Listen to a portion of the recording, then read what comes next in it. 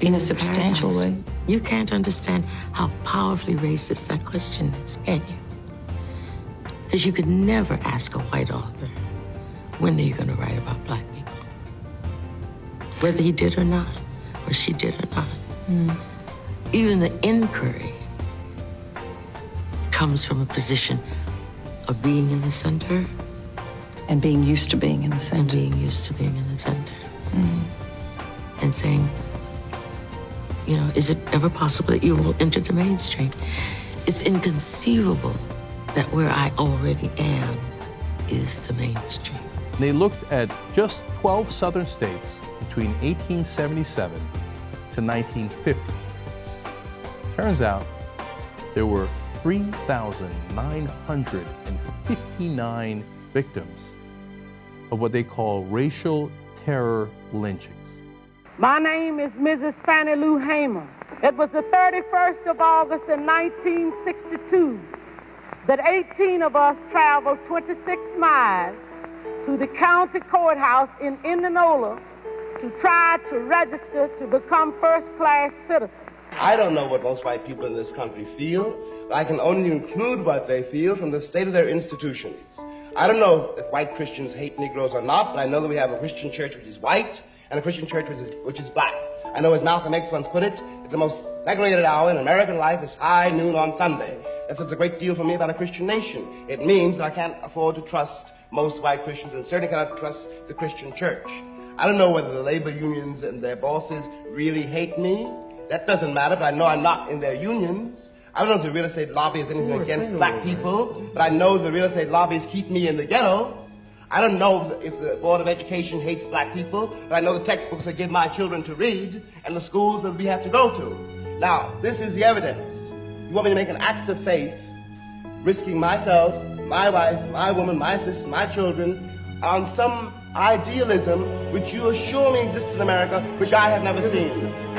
They are not just gangs of kids anymore. They are often the kinds of kids that are called super predators. Slavery was justified morally, biologically, theoretically, scientifically, everything else. And it seems to me that white America must see that no other ethnic group has been a slave on American soil. That is one thing that other immigrant groups haven't had to face. The other thing is that the color became a stigma. American society made the Negro's color a stigma. In my opinion, the young generation of whites, blacks, browns, whatever else there is, you're living at a time of extremism, a time of revolution, a time when there's got to be a change. People in power have misused it, and now there has to be a change, and a better world has to be built, and the only way it's going to be built is with extreme methods. And I, for one, will join in with anyone, don't care what color you are, as long as you want to change this miserable condition that exists on this earth. What the gay rights ordinance in San Francisco, the main focus is to prevent the people who are already employed, who are gay, who, if they want to come out and break down the stereotypes, prevents them from being fired. I am not calling the gentleman, Mr. Meadows, a racist for doing so. I'm saying that in itself, it is a racist act. Is this the land of the free and the home of the brave? No. Is this a land with liberty and justice for all? No. Is this one nation, indivisible, under God? No. Either let us practice the democracy we are preaching, or shut up. Well, there's no single simple meaning of the term revolutionary. A revolutionary is a man or a woman who is a lot of things, but basically the revolutionary wants to change the nature of society in a way to promote a world where the needs and interests of the people are responded to. It doesn't take much to look on the local news every night and see how many black kids, black boys, black men are being killed with these stand your ground defenses that these people raise. Then they get off. I am a mother too, and I have a son. And I care as much for my son as y'all care for y'all's. But my son doesn't walk the same path as yours does. FBI Director J. Edgar Hoover today asserted that the Black Panthers represent the greatest internal threat to the nation. Every incident that have been tipped off in this country in the last 2 years up north have been tipped off by uniformed police. Now, I'm not saying the police is right or wrong. I'm saying when you have these incidents that's tipped off with this one symbol, then we should look into it and see what it is. When 22 million people, be they black or white, start hollering police brutality, then it's time to start listening to 22 million people and going in. A lot of people say, well, it's not police brutality. Police brutality is not when a cop necessarily knocks me upside the head. It's when a cop calls me nigger when he's making the arrest. It's when he handles me wrongly in every process of processing the arrest. This is a form of police brutality. America's not unique in its sins as a country. We're not unique in our evils. I think where we may be singular is our refusal to acknowledge them and the legends and myths we tell about our inherent, goodness to hide and cover and conceal so that we can maintain a kind of willful ignorance that protects our innocence. I've had the privilege of growing up in a tradition that didn't believe in the myths and the legends because we had to bear the brunt of them. Republicans in February blocked Senator Bernie Sanders' bill to provide $21 billion in medical and other benefits for veterans. When our men and women come home from war, some wounded in body, some wounded in spirit, I don't want to hear people telling me it's too expensive to take care of those wounded veterans. I don't accept that. If you think it's too expensive to take care of veterans, don't send them to war. Back in 1998, a black man, James Byrd Jr., accepted a ride from 3 white men. Instead of taking him home, they drove him down a remote Jasper County road, beat him and dragged him for 3 miles behind their pickup truck. I am, I think, quite disgusted, really, to be honest, that as Muslim legislators, we are constantly being asked to waste our time speaking to issues that other people are not asked to speak to, because the assumption exists is that we somehow support and are for, right? There is an assumption. So I want to make sure that the next time someone is in an audience and is looking at me and Rashida and Abdul and Sam, that they ask us the proper questions that they will probably ask any member of Congress. I think the only thing that's really changed is the black woman. If I love you, I can't lie to you. Of course you can lie to me, and you will. If you love me and you're going off with Maddie someplace, you're lying to me. Because what the hell do I care about the truth? I care if you're there. What Billie Holiday say, hush now, don't explain. All right, I accept that. Of course you'll lie to me, because I don't even want to care. What does the truth matter? And why are you going to be truthful with me when you lie to everybody else? You lied when you smiled at that cracker down the job, right? Lie to me, smile. Treat me the same way you would treat him. I can't treat you the way I treat him. You must. Because I've caught the frowns and the anger. He's happy with you. Of course he doesn't know you're unhappy. You grin at him all day long. You come home and I catch hell. Because I love you, I get least of you. I get the very minimum. And I'm saying, fake it with me. Is that too much of the black woman to ask of the black man? For 10 years. So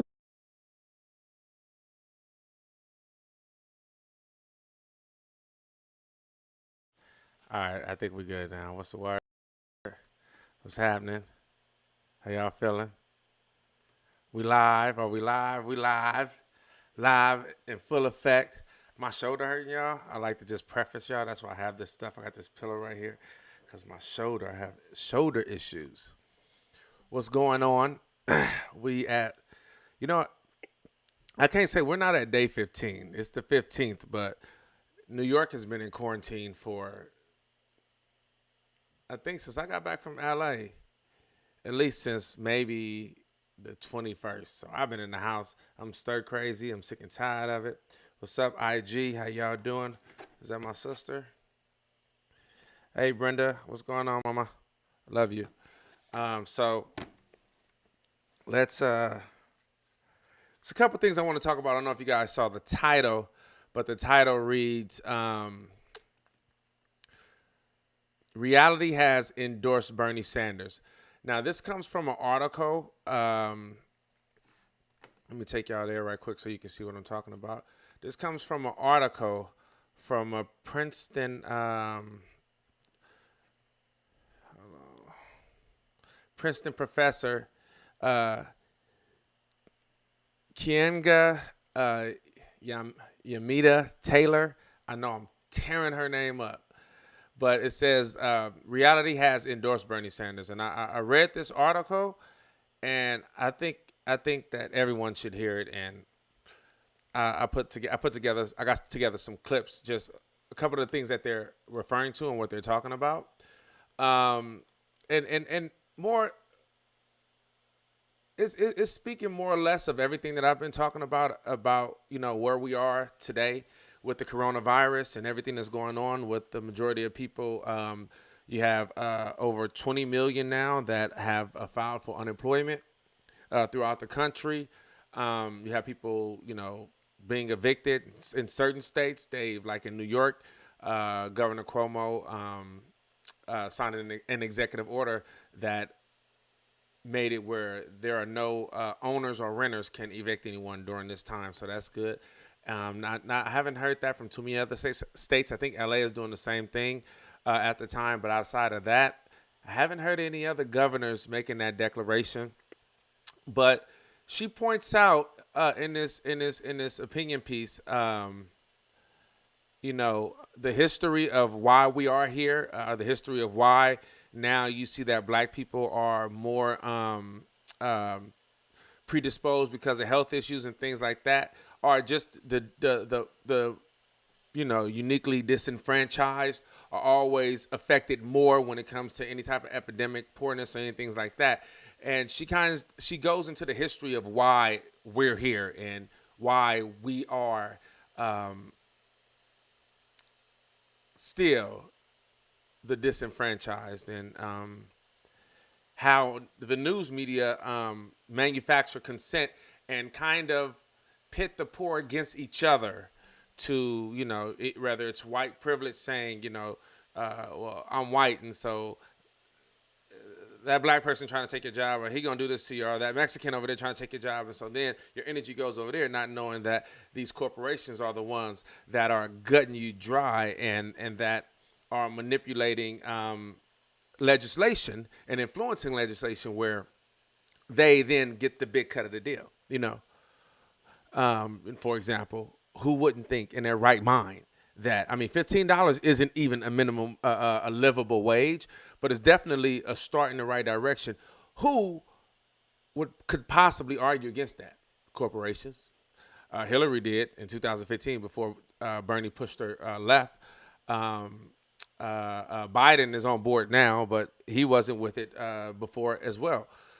So as I read the article, I thought it was something good to read and think about. You know what I'm saying? So, but first off, while we're doing this, just let me let y'all go ahead and hit the subscribe button, follow us, hit the notification bell, share this with your friend.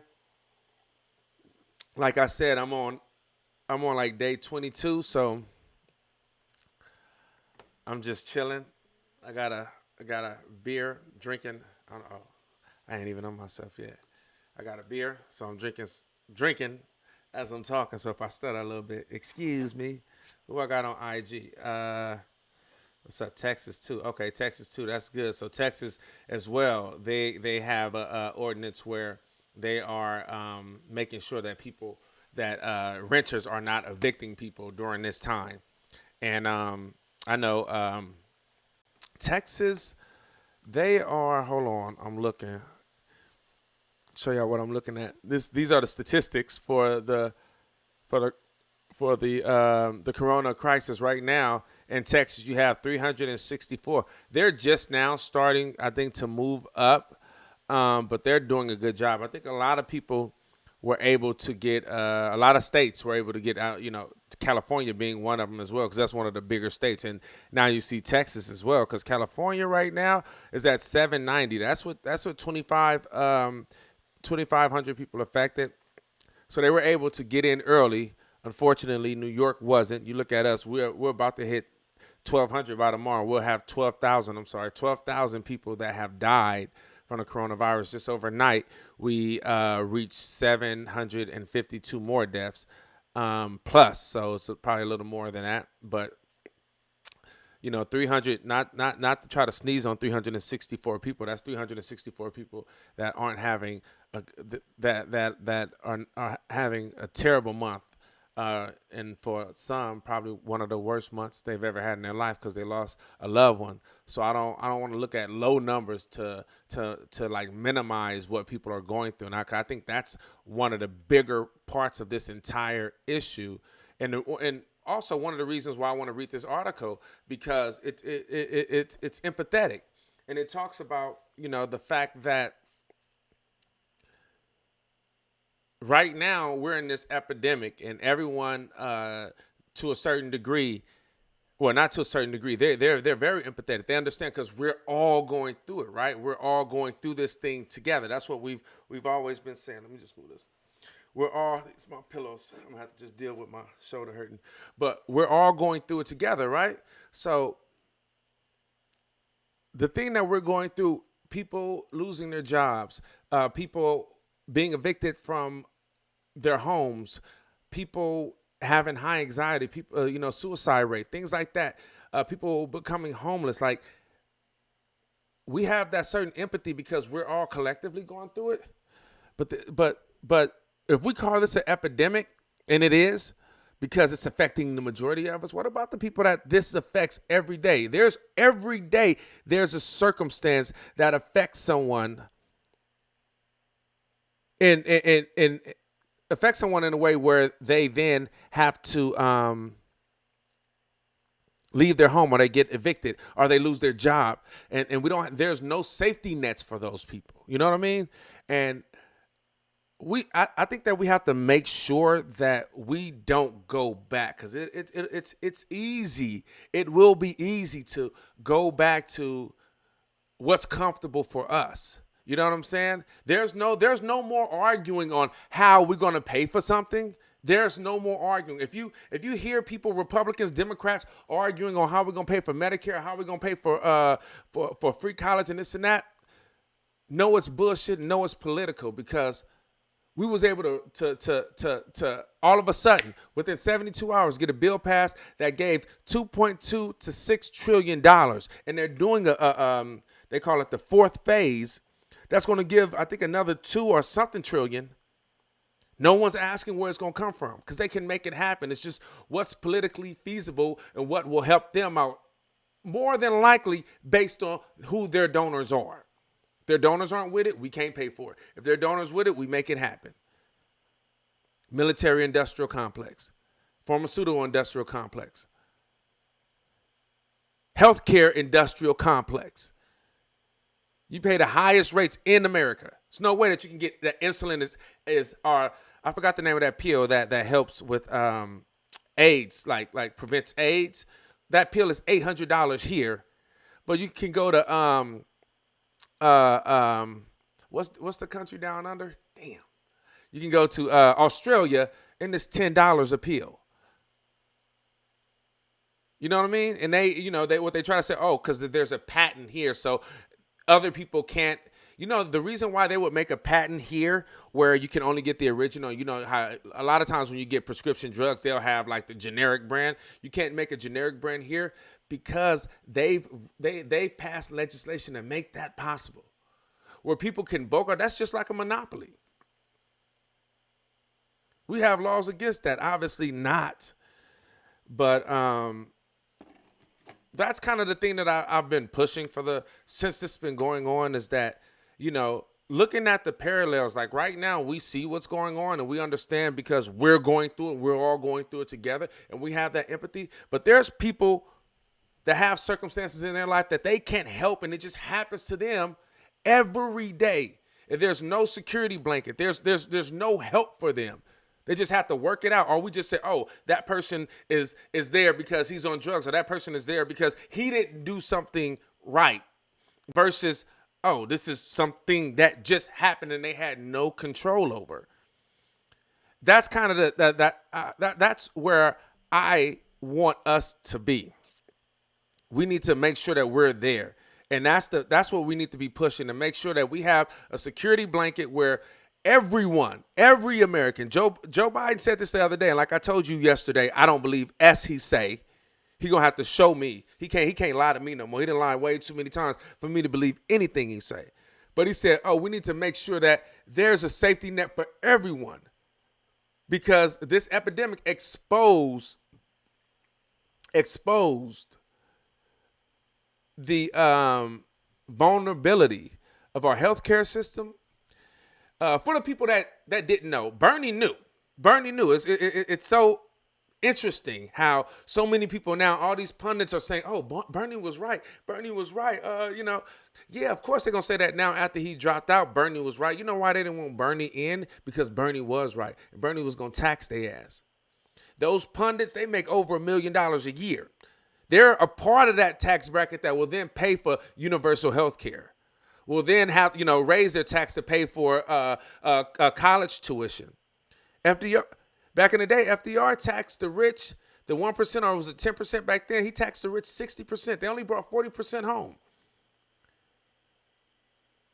It was when in the 80s when Ronald Reagan changed it, it was at 70% that they were being taxed. He changed it from 70 to 28%.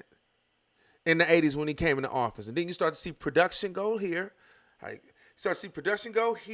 you start to see how can I do this? Production will go this way because both production and wages was all kind of inclining at the same time, kind of same distance, right? So then all of a sudden in the 80s, you just see this plateau of wages, just plateau. And then production go up, And that's what got us in the situation that we're in right now. And obviously other things that, look at how much people wanted taxes.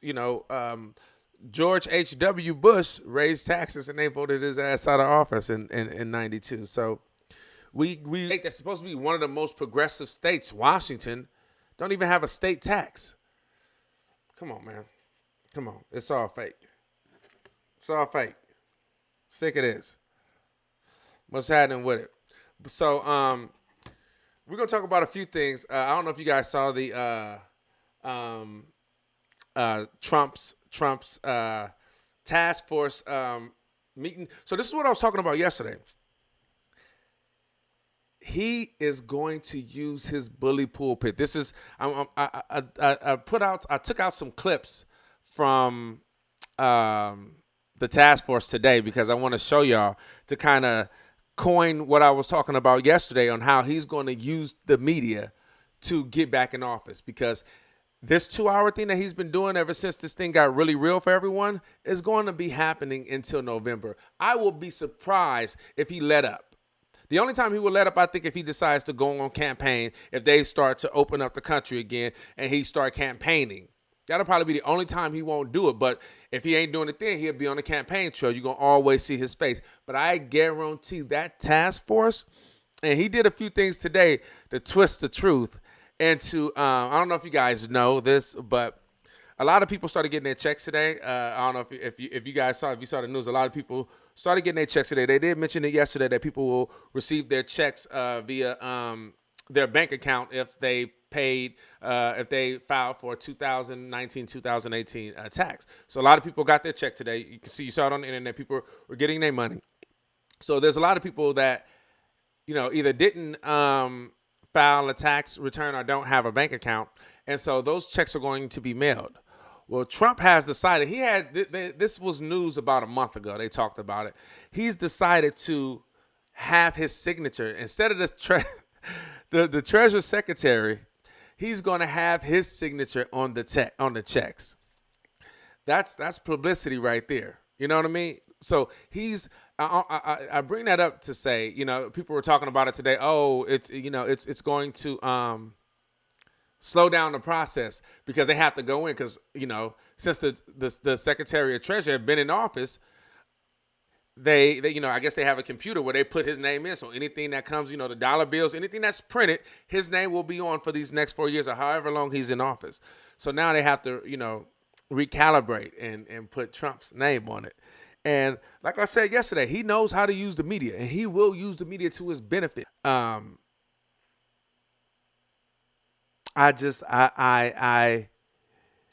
only movement that I feel like Biden would have, because he doesn't have a movement. There's no one energizers that are energetic that wants to see Biden make it and win. What people want to see is Trump out of office.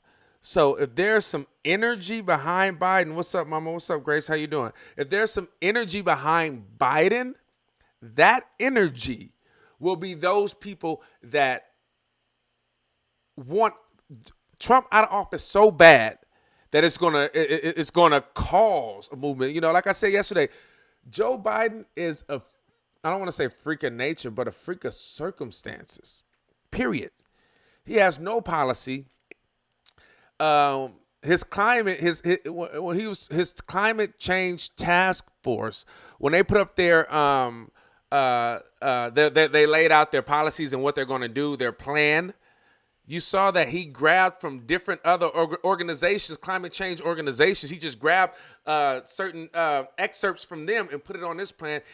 They called him out for it, and they had to like change it or update it and say, oh, we forgot to put the sightings. No, they just grabbed because they don't have a plan. He's not curious. This is his third time running for president, man.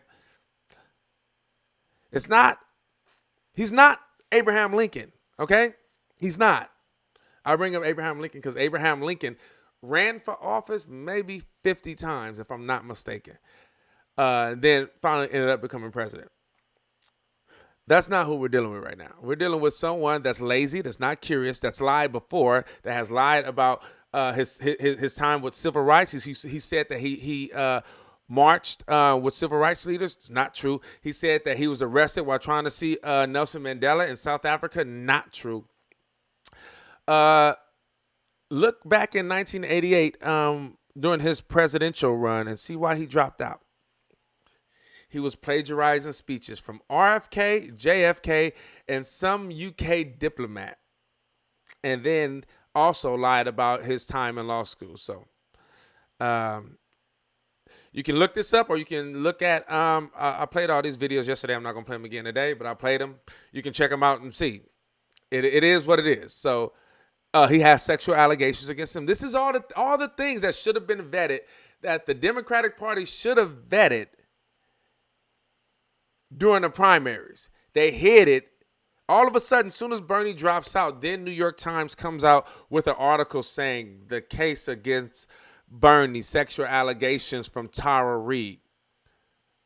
Didn't talk about it at all. Now they're talking about it. And they're not even being objective. Very subjective. Goes way against the laws of the Me Too movement in Time's Up that says every woman should be at least believed until we find things out. They're not doing that.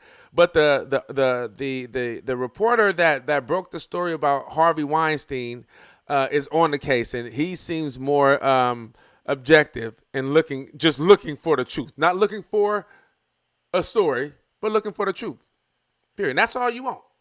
If I was in the Biden campaign, if she's lying, wouldn't you want that story out? Why would you hide it? Why would you put it behind? Get all that out during the primary so Trump won't have nothing against you. Now Trump going to throw all that in his face. And you can't say, oh, well, Trump did X, Y, Z. It don't matter. As you see, it don't matter. Trump is Teflon Don. He can do whatever he wants. He does so much that his bar is down there. So the Democrats are the one that says that they are holier than thou. They're the ones that, they're pointing their finger at Trump, saying that's going to look real rich for the one that's pointing their finger now as being the accused. They're going to be way harder on you, player. I promise. They're going to be way harder on you. But anyway, we can, I don't know if you guys, if you're on Twitter or not, people are upset. A lot of people. Biden just had a talk with Cardi B on live. That was fun. Cardi's funny. But a lot of people are upset with Bernie. He kind of, I don't want to say threw some people on the bus. I would say that, like, Brianna, and I love Brianna Joy Reid. I interviewed her one time. She probably don't even remember me. But when I was with the Young Turks, with Katie Halper when she was sitting in. And but he was like, he had brought her up because she said, I'm not endorsing Joe Biden. And she shouldn't have to endorse Joe Biden. I don't think anybody should endorse Joe Biden. If Joe Biden wants an endorsement from any progressives, you know what he needs to do? He needs to change his policies. He needs to earn the vote. We don't need to just give him a vote. Why I got to give you my vote? What do you think an election is for? Oh, now you're stuck. Think that if you want to. Think that if you want to. You will end up right back at 2016. I'm being serious. And I told you how I felt. I'm a little conflicted right now. Before I was, yes, I am not voting for for Biden. But now I'm like, you know what?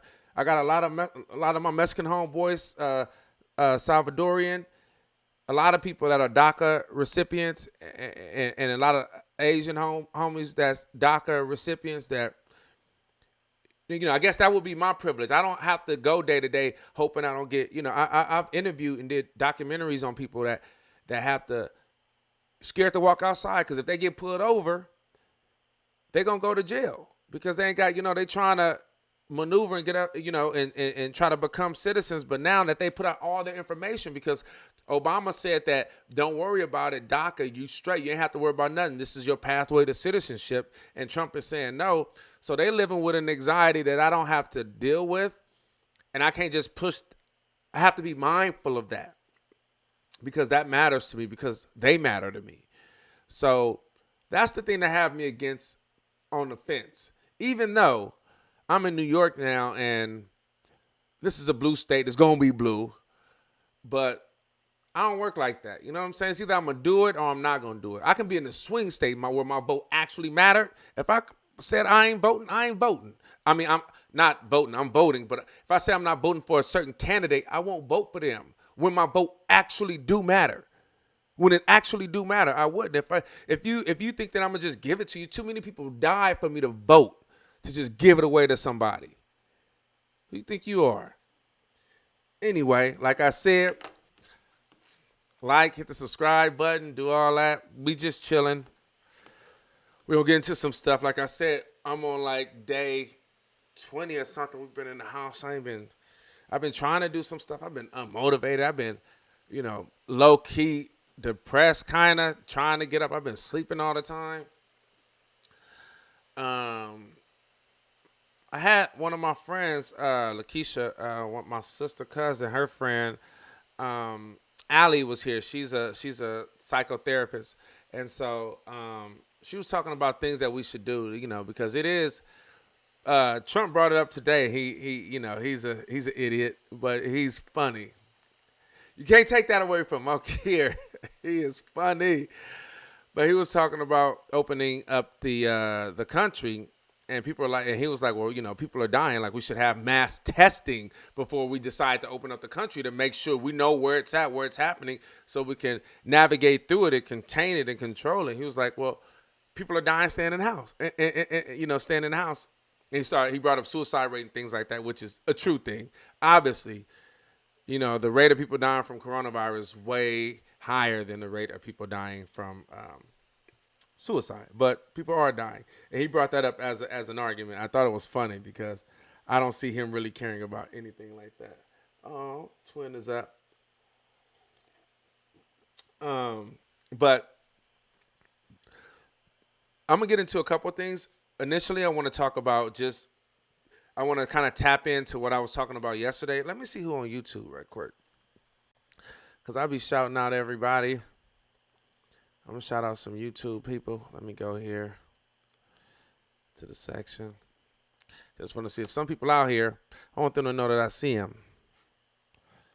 All right, who out here? Who out here? What's happening? Who is that? Adam. Adam Nation. What's going on, player?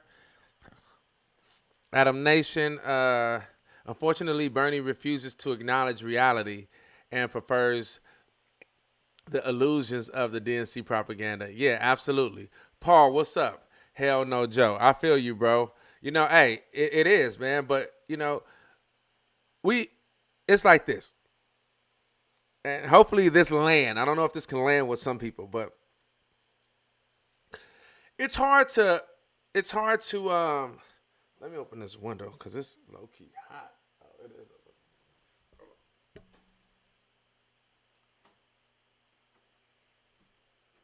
I try to tell people this a lot. It's hard to when like you hear like a pastor, like, you know, priest and stuff like that, like touch on kids and stuff like that. You hear that in the Catholic Church, you hear it in the Christian church, you hear it everywhere. You know, you start to find out, or whether they're stealing money from the church and things like that. Things happen where people that you put on a pedestal disappoint you, and a lot of times what that does is it can like separate you from your beliefs, from God. You look at like God can't be because this happened. He let X, Y, Z happen, you know. But you have to learn how to separate God from God's representatives. You know what I'm saying? God gave you a free will, so he's not controlling what you decide to do. So we have to learn how to, okay, he was manipulating. There's bad people in the world, and those happen. So when people do things in like the name of whoever, God, Allah, Yahweh, I don't know what other gods it is, names. It's only one God, right? But whatever the names are, that's not God. That's like their representatives. But, you know, unfortunately, people don't look at it like that. But I only bring that up to say this is a movement. Bernie Sanders represented the movement, but the movement is bigger than one person, period, point blank. The movement is bigger than one person. So because Bernie dropped out and he wants to, and this is not a surprise to us. Bernie said it out the gate. We all know, even though you can know a whole lot of things. You can like think about one of your family members die from, like, you know, they have cancer, and then when they die, that shit still hurt, like you just found out. You can know a lot of things, and then when it happens, it just stings a little bit. So we knew the whole time that he was going to support Biden. Obviously, we all thought that he was going to win, but we knew that he was going to support Biden. But when he did it, it stung a little bit. You know what I mean? Because people, it wasn't just, oh, I want this person to win. People loved him. It was emotional. People were attached to him. He cared. He didn't lie. They believed in him. So a lot of them are hurting. A lot of them are speaking out. A lot of them, you know, calling them scared. And I told y'all out the gate that I felt like he needed to be more aggressive. I felt like he needed to call Biden out on this bullshit, and he never did. He needed to call him out on his history, on him lying. That's what he did. He got it. That's what a campaign does. I know that's your friend. He should have stopped saying that every time before he say something. Oh, my friend Joe Biden. Yes, me and Joe can win. Come on, man. What you doing? We over here. Y'all got to start gang banging a little bit. Blood and cripping. Nah, we over here, homie. Our enemies, you know. Saying really blood and cripping like they used to do back in the day. Now it's just, if you're an enemy, you're an enemy. People hang out. I don't even know why I'm going into those politics. He should have did a flying ninja kick across the debate stage. I hear you, Paul. Let me see who on Facebook, too. So while I'm out here shouting people out. Just want to see who on Facebook. Like I said, y'all, follow me.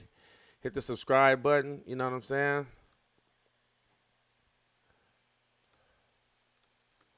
Who we got on here? Angelica, what's up, mama? Abraham, what's up, pimpin'? What up, player? That's Abraham is he's a guy that I went to Africa with Abraham, actually. But we went to church together in LA. But we went to Ghana together. What's up, bro? How you feeling, man? But so what I'm saying is this. Yeah, I would be, you know, a revolution. What is a revolution? Like I brought up before, you know, when Libya had y'all remember when Libya had that revolution? Y'all remember that? Was that nice? Was that fun? Did that look sweet? Was they trying to get along with the government? What happened? Gaddafi died. Once again, I'm not endorsing no violence. I ain't talking about none of that. But the shit ain't cute. The shit ain't friendly. Like a revolution is exactly what it is. It's dirty. Things happen to get to where you want. The powerful, they're not just willing to pack up. Their whole career has been bent on doing what they've done to establish themselves. You think they're going to just say, oh, here go a new regime of young people that feel like we've been doing things wrong. Let's just bow out and give it to them. No, they're going to fight to the death. And that's why normally in a revolution, a lot of people die. So he should have been harder. I feel like that. He should have confronted him on his lies and stopped saying, I can call you my friend after it's over. Right now, I don't even want to talk to you. I don't want to see you. It'll be like Kobe when he playing against his best friends. I don't look at you. I don't talk to you. I ain't keep keying with you. We about to go. Period. This is who you are. But I want to show y'all, because one thing I brought up when the Super Tuesday happened, and we were in Michigan. This is the second Super Tuesday. And I was at the Bernie Sanders rally, and I said, a great thing for Bernie Sanders to do right now, if you want to look presidential, is to take a hold of the coronavirus and make it his own. I said, if he do that, he'll show that he's electable once, because remember, that's been the whole argument, that Joe Biden is more electable. He'll show that he's electable, and he'll look presidential. And those Midwest people, those middle, the middle of the lane people, the more moderate Democrats that feels that he's some crazy socialist boogeyman would see. No, he's not. He's just doing what FDR wanted to do. You know what I'm saying? That's it. And but I just want to give myself props, because this is what I said when I said it. That's why we need Jordan, to make sure that we have Jordan in Arizona. But we were talking this morning. We were talking about Biden. Bernie. And there's a few things I feel like that he should grab a hold of. And one of them is the coronavirus. The coronavirus is a pandemic. We have a president that doesn't want to talk about it. He lies about it. He would rather keep Americans on the ship than bring them here so that our numbers can stay down. This is how he thinks.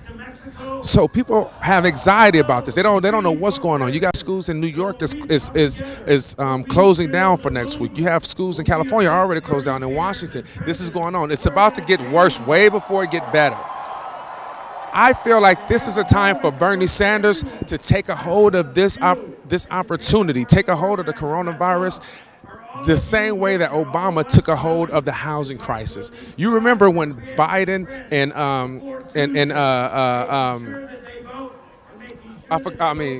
Obama and who did Obama run against?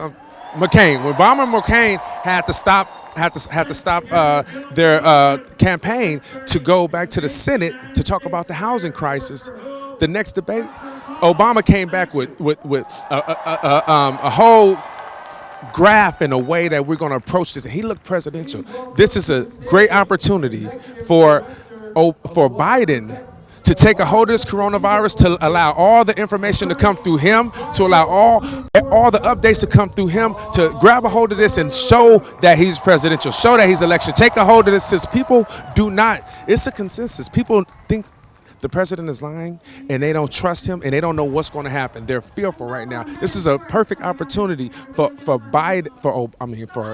Bernie to take a hold of this crisis and take it as his own, and have all the information come from him, all the updates come from him through his campaign. Show that, like, take ownership of this crisis, and I guarantee the people that have been listening or haven't been listening to the corporate media demonize you and red scare you will see, oh, he knows what he's doing. He's on top of it. He's acting presidential right now. I think this is a perfect opportunity for him to do that.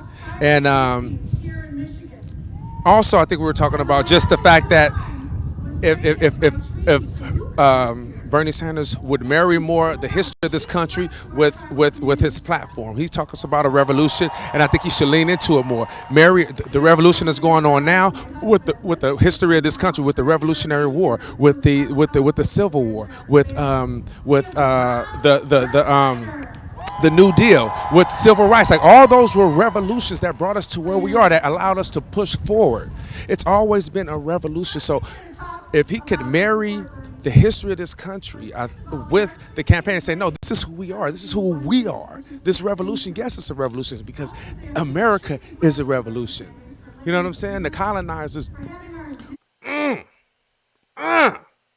Because America is a revolution. What? Sure, I haven't seen that since I did. I forgot that sounds real good. I'll probably show y'all that again. I'm gonna make a promo out of that video. You know what I'm saying? Here you go, look at my little boo-boo. Come here, twin. This is twin, y'all. Who haven't seen him. Show everybody. He just kicking it right behind me. Go ahead, lay down. I'm sorry, man. I don't mean to bother you. But look at that. That's what I'm talking about. If he would have done that, he didn't do it. You see Biden trying to do this now. Every now and again, you'll see him on MSNBC or something saying, this is what, I mean, I don't know if you guys saw his plan. First thing about his plan, we need to get the numbers down on the coronavirus. I can't. We need to get the numbers down. That was the first thing in his plan. We need to get the numbers down on the virus. You don't say, you grown idiot. You don't say we need to get the numbers down. Oh, I forgot to send this to my aunt. Hold on, let me send this to my aunt so she can know I'm live. Y'all, like I said, hit the subscribe button, hit the like button, and follow us. We're trying to grow the channel. You know, because I want to get out there on the field and do what I've always done. Covering the stories that the mainstream media ignores. And, you know, to do that, hopefully she got that. To do that, that's gonna take some money. So we can't raise no money until we grow, and then I can start pandering. No, I'm just kidding. I can start, you know, trying to get some money out of y'all. But anyway, if he would have done that, if he would have grabbed a hold of the coronavirus, because think about it, Trump's still lying today. I think my aunt is calling for some reason. She must know I'm live. Hello? You live right now. What's up?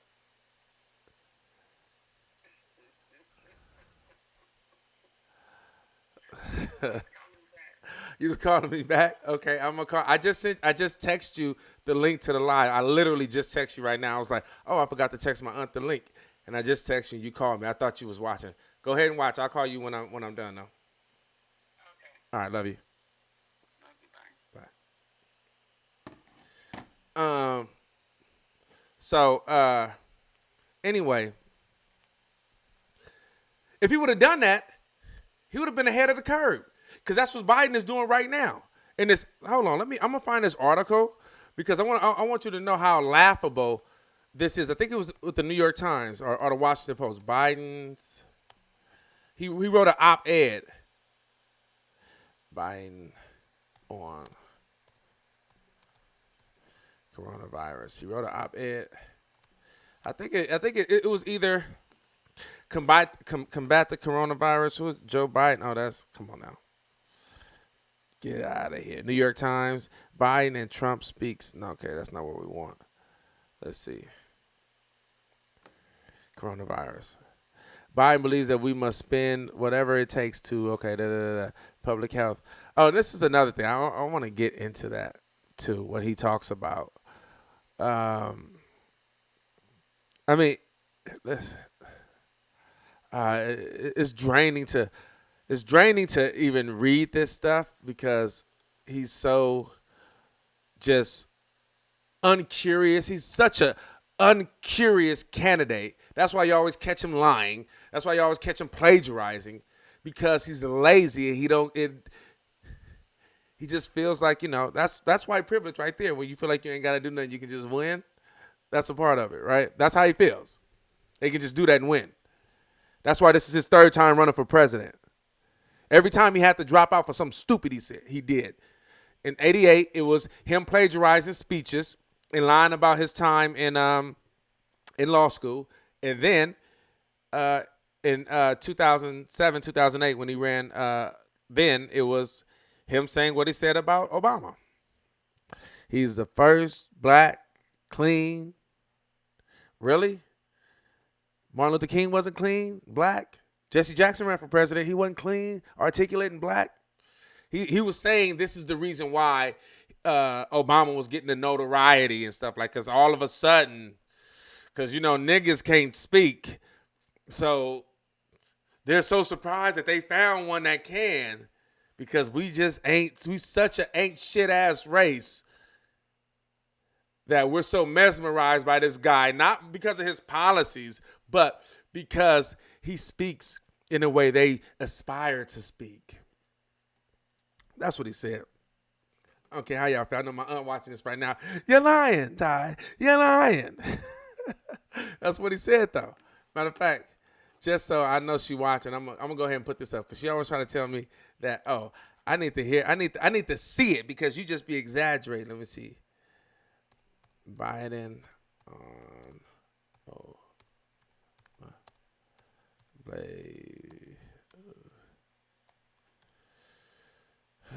let's see. No. Clean. Let's see. Clean.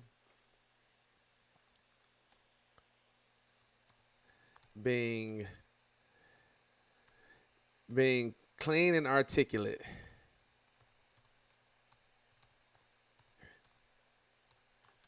I know I didn't spell that right. Come on, Blaze. Oh, here it is right here. Just so she can see that I'm not making this up.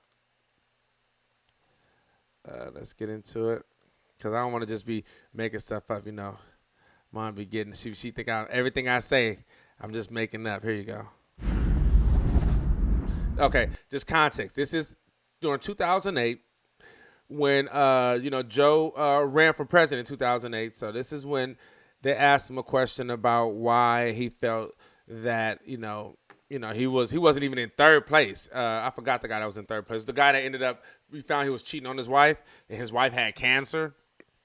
But it was him, Hillary, and Obama. And Obama was moving up, and they asked how did Biden feel about Obama moving up? Like, what was the reasons behind it? And this is what Biden said. I mean, you got the first sort of mainstream African American who was articulate and bright and clean and a nice-looking guy. I mean, that's a storybook, man. That's a storybook. That's a storybook? That don't happen. That's a storybook. That's a fairy tale. Come on, man. You know why? Come on. You know them. Come on, man. Come on. But that's our Democratic nominee. But anyway, what's more important is this article that I want to read. And this article is from Kenga Yamada Taylor. I messed that all up, but it says, reality has endorsed Bernie Sanders. And I thought it was a great read, and it was an op-ed that she did in the New Yorker. And so I want to read that. Matter of fact, hold on. Before I read that, I got to tap in on this thing so I can get this out the way. Trump. So this is what I was talking about yesterday when I said Trump will control the media. And that's right now, Biden is the Democratic nominee, but Biden just got to wait in the wings. That's all Biden can do right now is wait in the wings, because we're in this coronavirus and all eyes are on Trump. Like I said, you have MSNBC loyalists, you have CNN loyalists, you have Fox loyalists, right? You're going to have people that obviously they watch, people watch what just kind of justifies their own thinking, right? So they're not looking for something to counter it to grow. They just watch whatever agrees with them. So you got people that watch Fox are going to watch Fox. People that watch MSNBC going to watch MSNBC. People that watch CNN are going to watch CNN, right? But when the president comes on and his Corona task force briefs, everyone's watching him. And if you guys didn't see the thing yesterday, the propaganda video that he put out yesterday was amazing. He left out everything that he did wrong and put everything he did right. And that's significant because there's a lot of people that don't follow the news like I do, or probably like you do. And they're going to see that, oh, he's been doing this. Now, mind you, he's doing 2-hour briefings every day. And I think he's going to continue that through, especially, like I said, if we're here till November, he's going to be doing that every day. So mind you, unless we start to open and then he start to campaign, outside of campaigning, he will be doing those 2-hour briefings every day. He will be controlling the media. Biden will not. So the presidency, the 2020 presidency now, because of the coronavirus, will be won and lost by yours truly, Donald J. Trump. It's up to him because he's controlling the media. And if every time, because he made that video because he got mad at New York Times article. I'm going to put up this article. I talked about this yesterday, but since I'm talking about it, I'm just going to put up the article. New York Times. New York Times. On Trump's failure.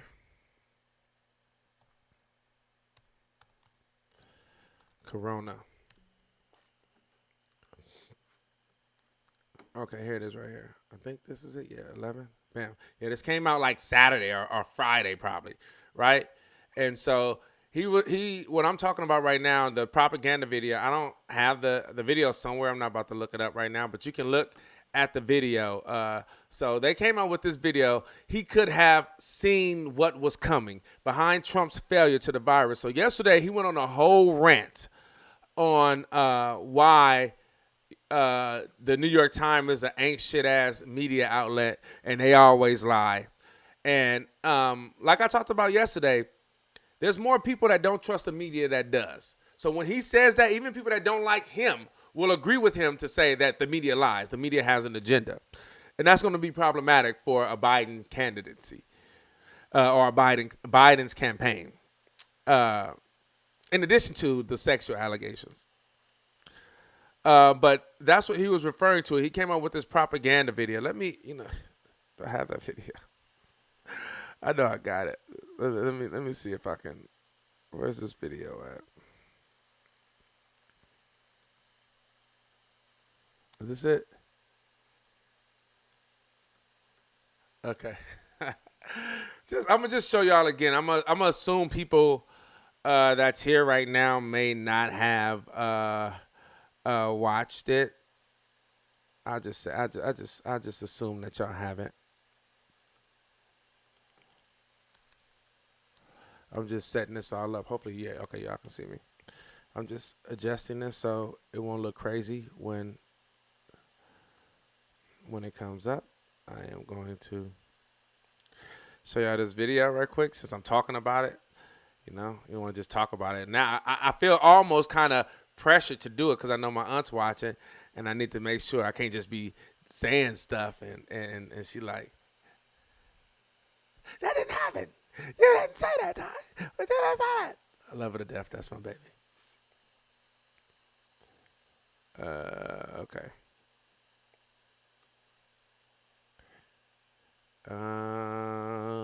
Yes. All right. So this is him. I'm gonna just go to the video because at the beginning he's just talking about why he's upset with I don't want to get into it. I talked about this yesterday. You can watch the video. But he's upset, just to give y'all some context, he's upset that the New York Times came out with this article. He's saying that they're lying about it. And so this is the whole reason that I brought up about the media and controlling the narrative. Because it ain't about truth. It's about perception right now. And controlling the narrative is the thing that he can do. If every time mind you, he has the taxpayer money. He has a whole army behind him now. Before, it was just him in his campaign because he wasn't president. He's president. He has taxpayer money. He has everything behind him where he can make these videos. Every time somebody comes out with some article that criticizes him, that talks about how, which is the truth that he knew, he played it down, and that he could have done more. And a whole lot of people died because of his inaction. And then he could come out with, oh, no, that's not what happened. This is what happened. And this is his video. So this is the part that should concern you. Please, you could put it on. Thank you. people should be more concerned right now with the flu in this country. A lot of people are concerned about the coronavirus because they're hearing a lot of news about it right now. But the reality is, comparing it to the flu, for example, it's not even close to being at that stage. What if it is worse? Is this a moment where maybe countries put politics aside, a little bit of pride aside, and do we have U.S. officials? Should U.S. professionals such as yourself get involved? How worried should Americans be about coronavirus? Coronavirus is not going to cause a major issue in the United States.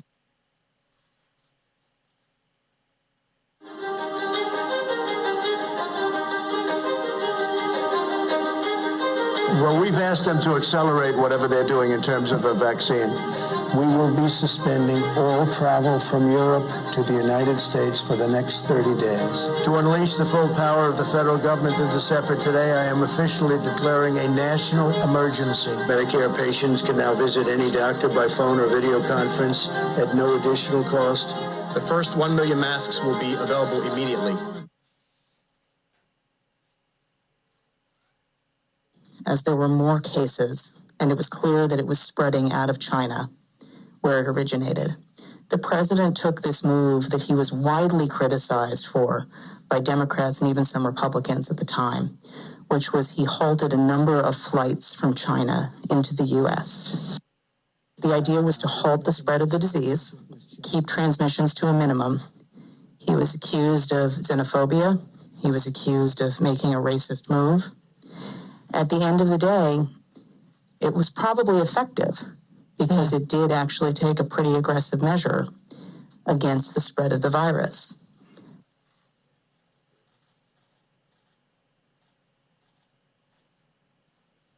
His team is on it. They've been responsive late at night, early in the morning, and they've thus far been doing everything that they can do, and I want to say thank you. And I want to say that I appreciate it. He returns calls. He reaches out. He's been proactive. We got that Mercy ship down here in Los Angeles. That was directly because he sent it down here. 2,000 medical units came to the state of California, these FMS, these field medical stations.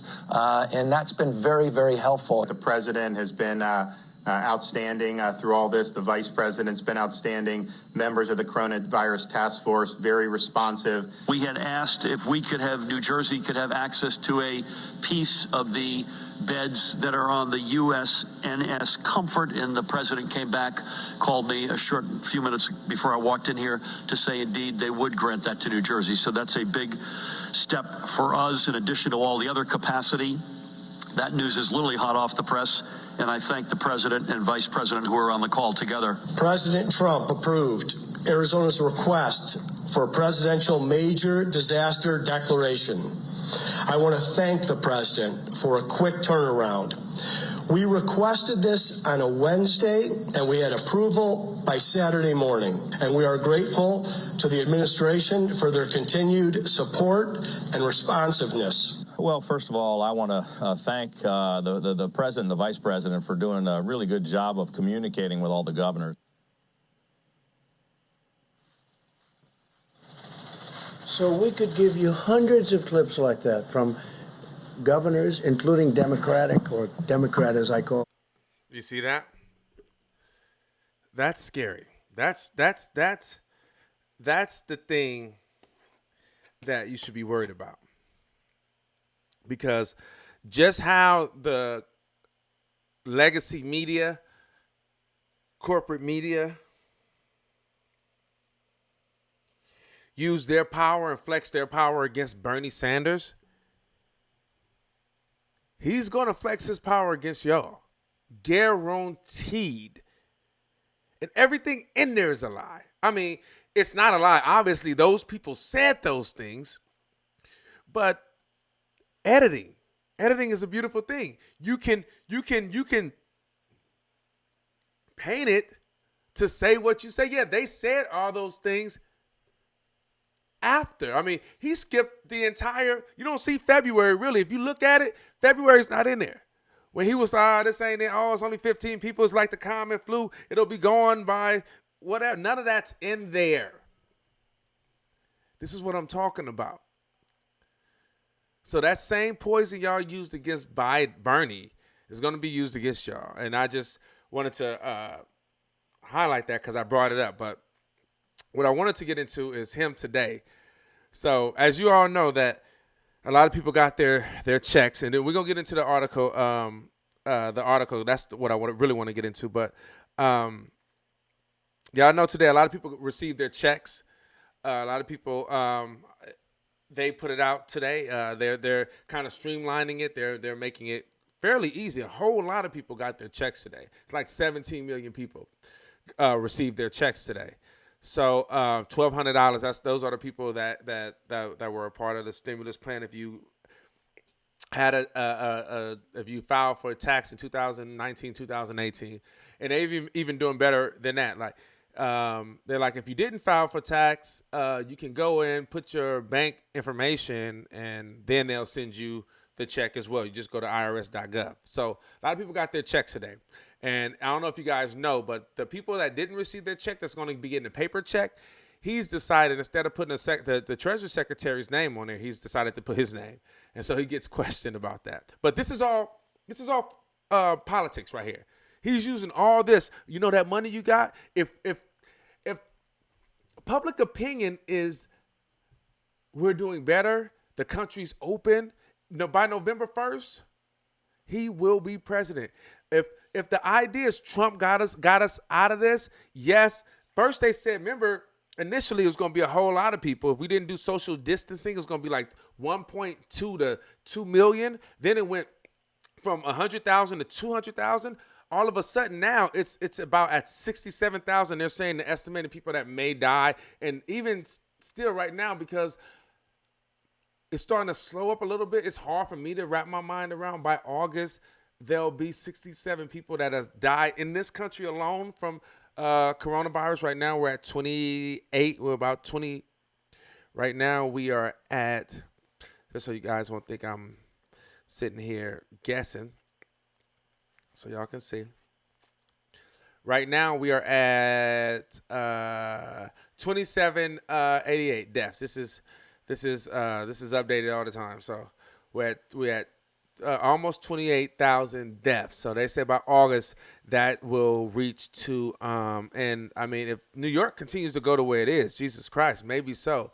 Thank God a lot of these states for the most part paid attention and was able to put a lot of things in place so they wouldn't seem like they're not being as affected. I'm looking at what happened last night. Okay, so the red is what the new deaths, what happened throughout the night. This is what's happening right now. This is where we are.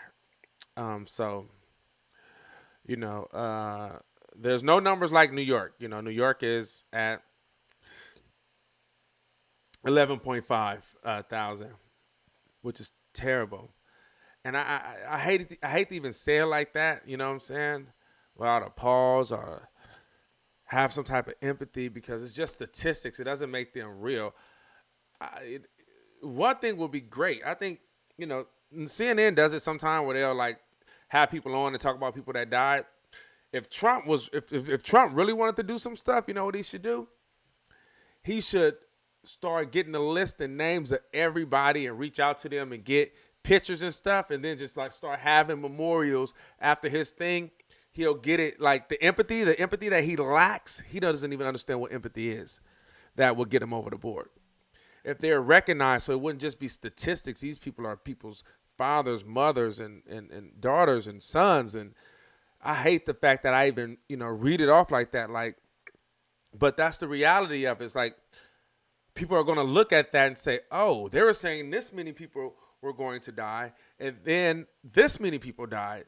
So he's doing something. He did something. He got us out of it. The 100,000 that didn't die could have been my family, could have been my mama. Oh, he really was presidential. He really took this, and then he gave us money. His name is on it. Look, some people aren't going to cash those checks. You're going to have people that will not cash those checks because it has Donald Trump's name on it. I guarantee it. Here you go. Please go ahead in the back. Tim Arvia from Channel 9 Australia. There have been calls in our country for Prime Minister Scott Morrison to make funding for WHO conditional on reform. Go ahead, you got me already. Mr. President, why did you have your name added to these coronavirus relief checks?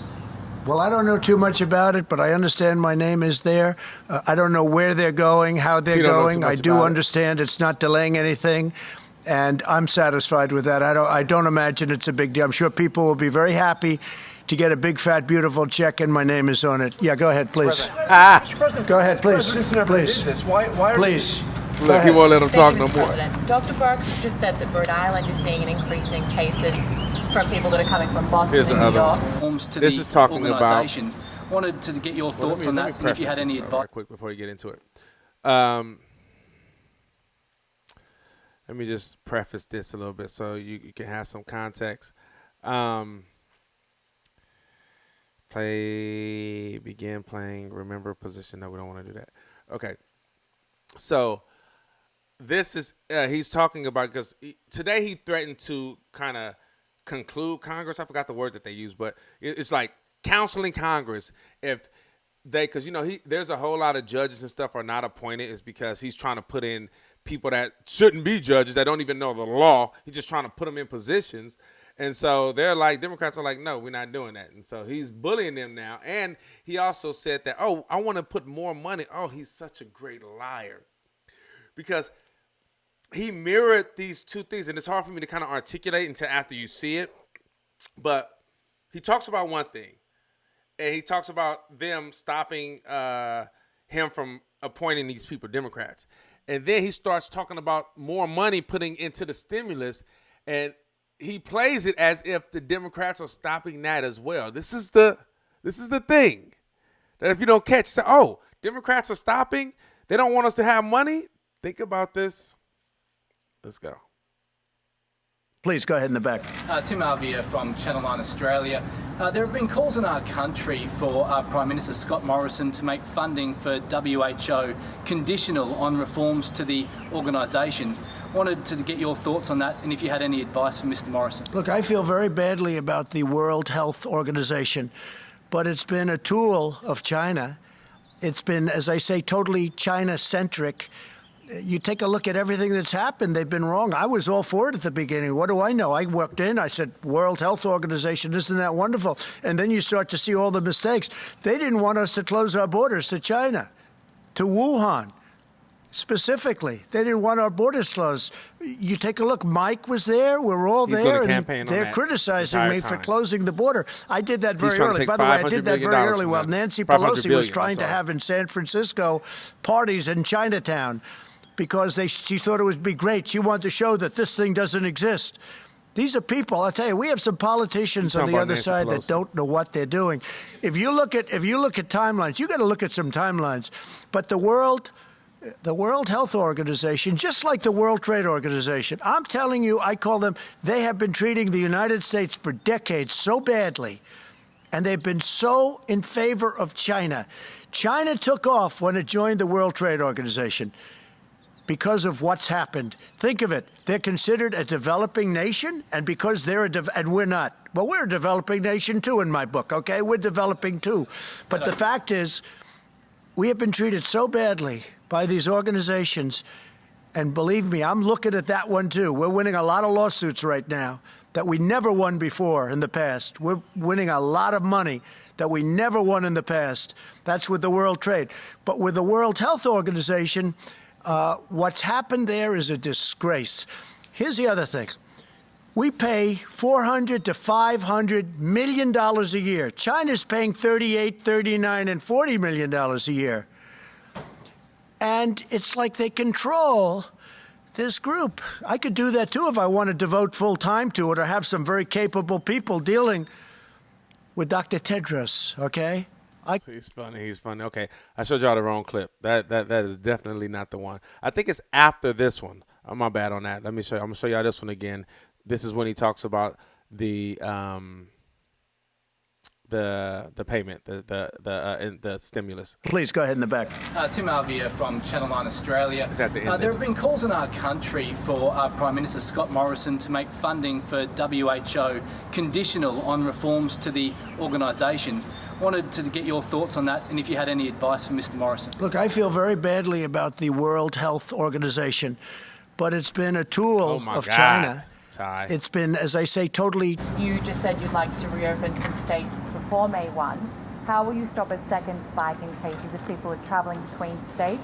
How will you control the flow of people? Well, the governors can control that flow, as an example. In fact, I just saw a little while ago it was reported that certain borders that are in extremely good shape, you have others that are getting much better. And I think with almost few exceptions, you have every state that is either doing better or on the way to doing better. Yeah, please. Yeah, go ahead. Yeah, thank you, Mr. President. On your threat to adjourn Congress, clearly you have the power, Article 2, Section 3, but that'd be quite radical to do. Earlier last month, you were in the oath of office, talked about now is not the time for partisanship. How will that act lower the partisanship in this town, and could it potentially hinder your ability to get something done on coronavirus? Well, it is. Look, it's been a very partisan government for a long period of time, not just this administration. You can go back into the last two administrations. You've seen a lot of partisanship. And even now, you would think that we wouldn't have, as an example, with the paycheck plan. That's going so well. It's so smooth, so beautiful, almost without a hitch. All of that money is being distributed to small businesses. They're giving it to their employees. It's keeping them ready, viable, so when we open. And now it's been so good that it's almost depleted, and we want to replenish it, and we can't get the Democrats to approve it. And that's a program that they and everybody else admit that are great. So you do have partisanship. We have been trying for years to get people approved for positions. People have left. One man left a law firm.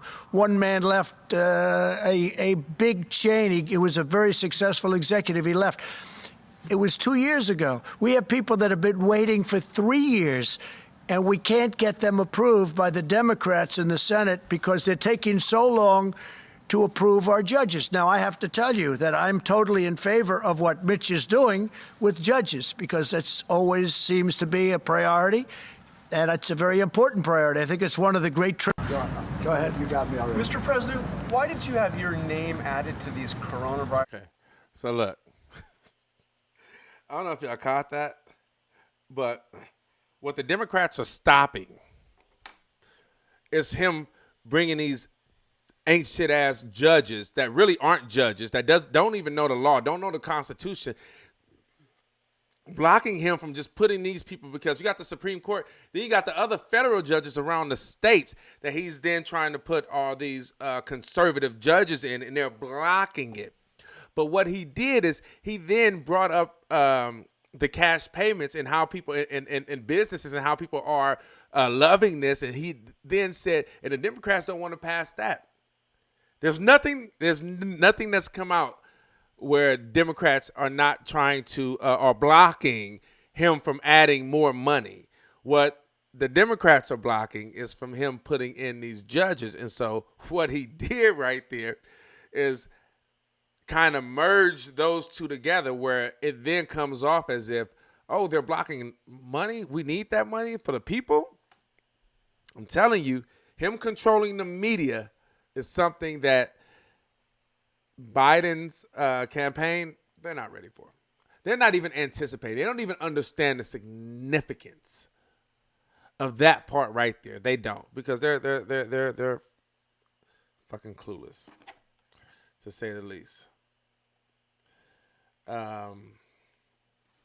Like I said before, hit the like button, subscribe,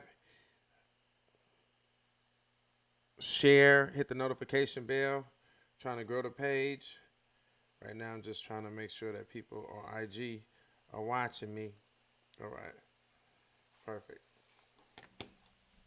Got y'all back now. Finally, my phone died for a second. My bad, y'all. Cancel. Close this. Cancel. All right. So finally, what we supposed to have been talking about. See, I be digressing like a mug when I be on here. But let me see who we got. Who out here paying attention to me? We got Paul on YouTube. What's up, Paul? What's up, Adam? On Facebook. We got Roderick. What's happening, Pippin? Jose. We got Ashton. What's up, player? Hey, holla at me, Ashton. That's the guy that I went to school with. What's going on, bro? Jose, what's up, player? Hey, I don't want you on the show, man. I want to talk to you. Jose, that's a good friend of mine, man. I met him maybe about almost 2 years ago now. I started like volunteering and doing some things at Homeboy Industries. If y'all know, in downtown LA, there's this organization called Homeboy Industries. And so what they do is people that's been in jail, like, time, 20 years, 30 years, they get out, they got tattoos on their face, they trying to get it back together. They help them, they help them, realign themselves with like life and get them jobs. It's a great organization. If you guys haven't heard about Homeboy Industries, check it out. They don't charge them to get tattoos off their face. So this guy, Jose, he's out here and in addition to like helping people, because he's moved up in the organization, and in addition to that, he was a gang member. He's not gang banging no more. He's out there anti-gang, and even y'all know in LA, there's been in the past and still kind of where the racial tension between blacks and Mexicans. He's doing things to counter that. He's doing a lot of good work in LA when it comes to gangs, and that's my dude. I love him to death. We got to link up, bro. I want you on the show for sure. But let me go back to initially this article that I want to read and we're going to talk about, because I think everyone should read it. And since I don't know if you're going to read it, I'm going to read it for you. And it's called The Reality Has Endorsed Bernie Sanders. And it's by Kinga Yamata Taylor. And she's a Princeton African-American Studies, a Princeton teacher. Right here, if you guys see her. Yeah, she's American academics and writer. She's an assistant professor of African-American Studies at Princeton University. If that wasn't a good picture, this is who she is right here. She wrote this article, op-ed, on the New Yorker. I think it's a great read. And so we'll get into it. It breaks down where we are, why we are. So let me make sure that, okay, they can see it. Okay. So the debate over the role of mind you, I don't know if y'all know. I don't know if I brought this up before. I think I bring it up all the time because I'm hella insecure about my reading, but I'm dyslexic. So I see things a different way, and my reading is like hella slow, but it's all good. I'm gonna lower this down because it almost makes it look overwhelming. All those words. All those words. All right. The debate over the role of government in addressing income inequality, housing insecurity, debt accumulation, and healthcare continues now against the grim backdrop of a raging coronavirus. It is difficult to articulate the speed with which the U.S. and indeed the world has descended into an existential crisis. We are experiencing an unprecedented public health event whose diminution and potential resolution rests with the series of prescriptions, including settlement in place orders that will acclimate the economy. The deadly spread of COVID-19 coronavirus demands enclosure as a way of strive and searching virus of bodies to inhabit. Let me read that again. I didn't even understand that. The deadly spread of the coronavirus demands enclosure as a way to starve the searching virus of bodies to inhabit. Okay, got that part. So you guys, I'm sure you know what she's saying, but she's saying, a part of this whole thing is for us to be inside because the virus are looking for bodies to inhabit. You know what that kind of reminds me of? I don't know if y'all saw that movie that Denzel Washington was in where the spirit had to look for bodies to go inside of. That's such a great analogy of the virus, but it only survives with bodies. So it looks for bodies, which keeps us away from each other. The consequences of doing so removes workers from work and consumers from consumption. No economy can operate under these conditions. American life has been suddenly and dramatically upended, And when things are turned upside down, the bottom is brought to the surface and exposed to the light. I'm going to read that again. American life has been suddenly and dramatically upended. And when things are turned upside down, the bottom is brought to the surface and exposed to the light. The bottom is brought to surface and exposed to light. I'm going to talk about that in a second. I'm going to read this next sentence. I have read this already, and this is going to the things that I want to talk about. In 2005, Hurricane Katrina and its aftermath ravaged the Gulf Coast. It, too, provided a deeper look into the darkness of U.S. inequality.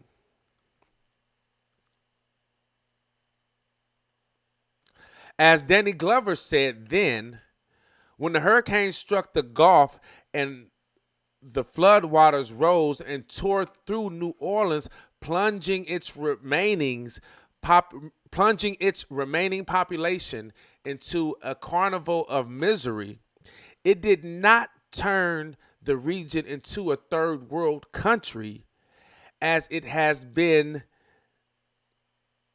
despairingly implied in the media.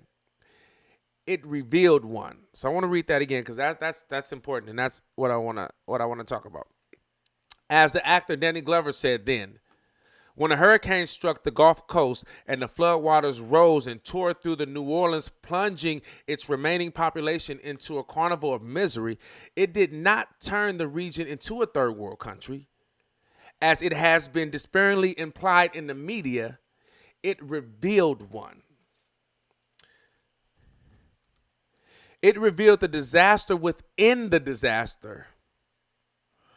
Grueling poverty rose to the surface like a bruise to our skin.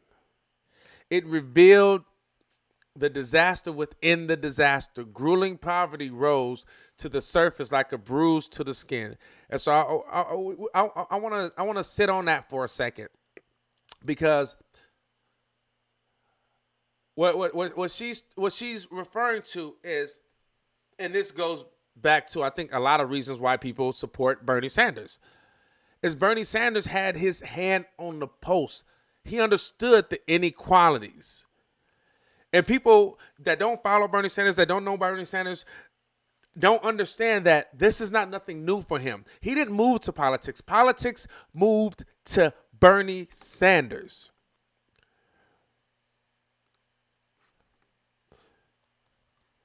And just to show you, this is the sidebar. Mr. Chairman, let me begin with a profound remark. 2 + 2 equals 4. I'm sorry. Equals 4. Mr. Chairman, let me begin with a profound remark. 2 + 2 equals 4. In other words, there is a logical and rational process called cause and effect. In terms of Newtonian physics, that means that every action causes an equal and opposite reaction. In other words, fellow members of the House, there are reasons why things happen, as controversial as that statement may be. A farmer neglects to tend and care for his fields, it is likely that that crop will fail. A company neglects to invest in research and development, it is likely that that company will not be profitable. In a similar way, a society which neglects, which oppresses, and which disdains a very significant part of its population, which leaves them hungry, impoverished, unemployed, uneducated, and utterly without hope, will, through cause and effect, create a population which is bitter, which is angry, which is violent, and a society which is crime-ridden. And that is the case in America, and it is the case in other countries throughout the world. Mr. Chairman, how do we talk about the very serious crime problem in America without mentioning that we have the highest rate of childhood poverty in the industrialized world by far, with 22% of our children in poverty and 5 million kids hungry today. Do you think maybe that might have some relationship to crime? How do we talk about crime when this Congress is prepared this year to spend 11 times more for the military than for education? When 21% of our kids drop out of high school, when a recent study told us that twice as many young workers now earn poverty wages as 10 years ago, when the gap between the rich and the poor is growing wider, and when the rate of poverty continues to grow. Do you think maybe that might have some relationship to crime? Mr. Chairman, it is my firm belief that clearly there are people in our society who are horribly violent, who are deeply sick and sociopathic, and clearly these people must be put behind bars in order to protect society from them. But it is also my view that through the neglect of our government, grossly irrational set of priorities, we are dooming today tens of millions of young people to a future of bitterness, misery, hopelessness, drugs, crime, and violence. And, Mr. Speaker, all the jails in the world, and we already imprison more people per capita than any other country, and all of the executions. Can I ask for one more moment, please? I give the gentleman 30 seconds. We'll run. All the jails in the world and all the executions in the world will not make that situation right. We can either educate or electrocute. We can create meaningful jobs, rebuilding our society, or we can build more jails. Mr. Speaker, let us create a society of hope and compassion, not one of hate and vengeance. Mr. Chairman, let me begin with a profound... That's Bernie Sanders in 1994. This is during the time that they were about to pass the introducing the crime bill, and this is when Democrats, blacks, caucus, started to call black kids predators. The horizon. And some who study it say the worst is yet to come. Life in the 1990s was dominated by a sense that youth violence was out of control. The future looked bleak. To explain why, one word said it all. Super predators. Some social scientists and criminologists looked at the data and saw doom. They stepped out of their ivory towers and into the public arena to sound the alarm about a coming wave of kids who are going to ravage the country. A super predator is a young juvenile criminal who is so impulsive, so remorseless, that he can kill, rape, maim without giving it a second thought. The prediction was terrifying, and lawmakers cracked down on juvenile offenders. This country went into a moral panic over super predators. But there was one problem. The calculations were wrong. They made it up.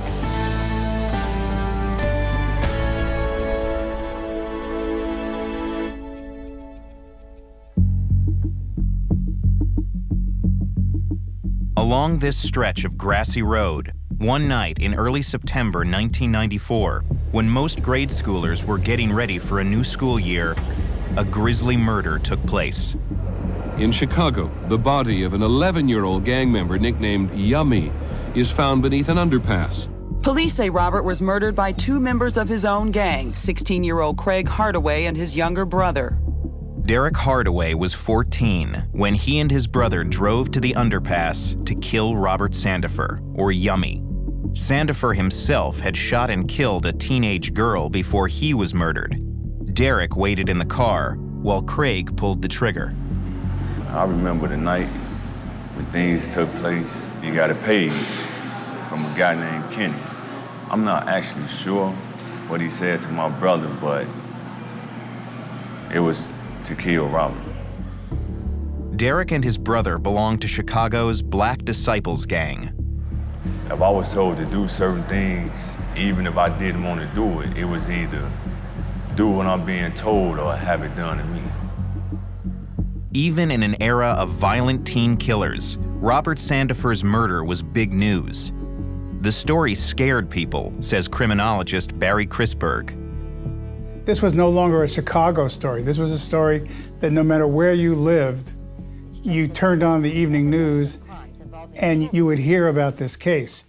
By now, nearly all of us know the story of Robert Sandifer. There was a sense that the country writ large was going to hell in a handbasket.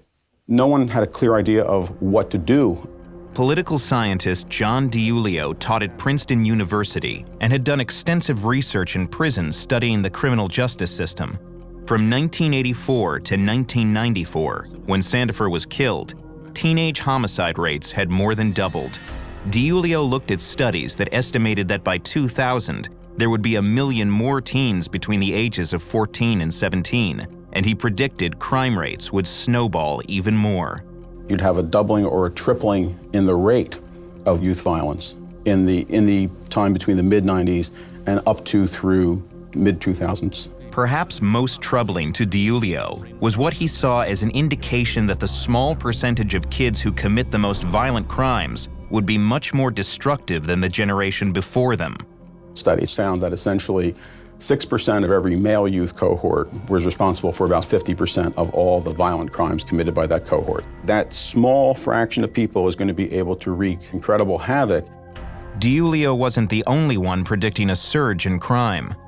By the year 2005, we may very well have a bloodbath of teenage violence. Northeastern University criminologist James Fox says his choice of words was deliberate. I did sound an alarm, and I did use some rather strong language in terms of what might happen if we didn't react quickly. Fox and DiIulio felt compelled to call attention to this perceived problem, and rhetoric proved the most powerful arrow in their quiver. DiIulio, an Ivy League academic from South Philadelphia, wrote this article for the Weekly Standard in 1995. The term super predator originated from an inmate who said, as almost a throwaway line, he said, "Oh, these kids, they're stone cold predators." And like a match to a flame, the word caught on. Super predator, predator, predators, super predators. Linguist Ben Zimmer studies language and culture. When you use a word like predator, it is loaded with certain assumptions about the way that an animal hunts another animal. And so to call someone a super predator really amps that up even more. We're talking about a group of kids who are growing up essentially fatherless, godless, and jobless. DiIulio says that he wasn't pointing to any particular racial group as being the most potentially violent, but in 1996, he wrote that as many as half of these juvenile super predators could be young black males. Race was the central issue, that as the number of minority children, principally African American, but also Latino children, that to the extent that that number was increasing in the society, with them would come a big crime increase. What's required in moral panic is the identification of a particular group of people who are demonized in some way. When you describe another group as godless, you can do anything to them. Lawmakers seized the moment to spur on the overhaul of a legal system they considered too lax. Kids that once stole hubcaps now rape and murder. No fear of punishment. Experts call them super predators. There are no violent offenses that are juvenile. You rape somebody, you're an adult. You shoot somebody, you're an adult. Virtually every state, almost 45 states, enacted laws cracking down on juvenile offenders, making it easier to prosecute youth in adult criminal courts, increase penalties.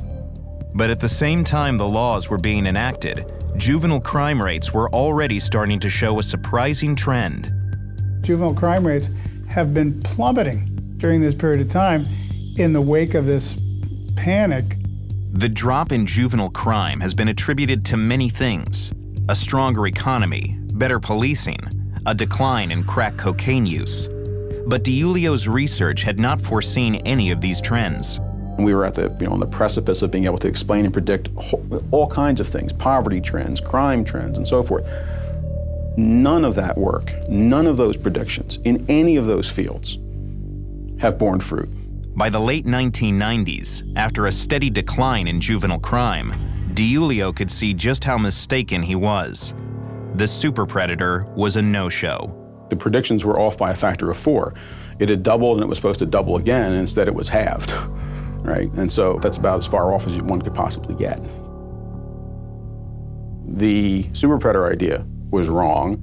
Once it was out there, though, it was out there. There was no reeling it in. The experience was a turning point. DiIulio increasingly began to think about religion and public affairs as the best way to affect change. I lost faith in social science prediction at about the same time that I gained faith of a traditional religious con. But Chrisberg says the problem wasn't with social science, but that DiIulio not only misinterpreted the data, but what it meant. It was a myth, and unfortunately it was a myth that some academics jumped onto. The fear over the super predator led to a tremendous number of laws and policies that we're just now recovering from. In a public move, DiIulio and Fox both signed a friend of the court document in a 2012 Supreme Court case that would ban mandatory life sentences for juveniles convicted of murder. I signed the amicus brief. I thought that although the arguments were a bit one-sided, it came to the right conclusion. And so I signed it. It's because at the end of the day, it's what's going to matter most. What did you do and why did you do it? And did it make a positive difference? DiIulio's side prevailed. Automatic mandatory life sentences, the justices said, in this context, it was expected that all politicians, liberal and conservatives, take a tough stance on crime. That's partly why liberals like Hillary Clinton, Joe Biden, and Bernie Sanders supported the '94 crime law.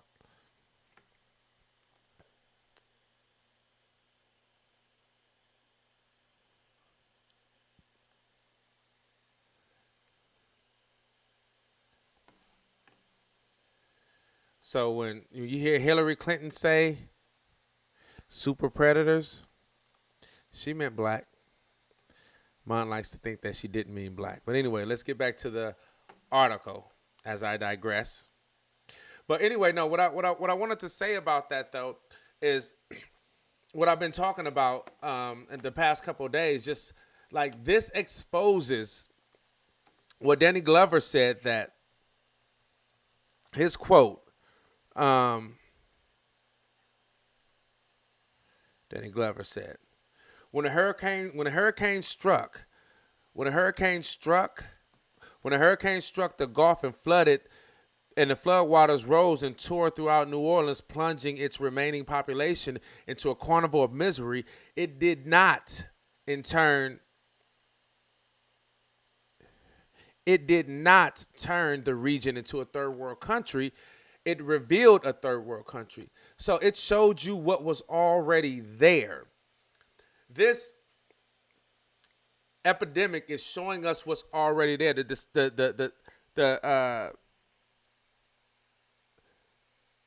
When you think about the amount of, I had those statistics up earlier about the amount of black people that are being affected, by this coronavirus versus, like the statistics, black versus white and things like that. You start to see then, oh, this has been going on. There's something bigger. There's something more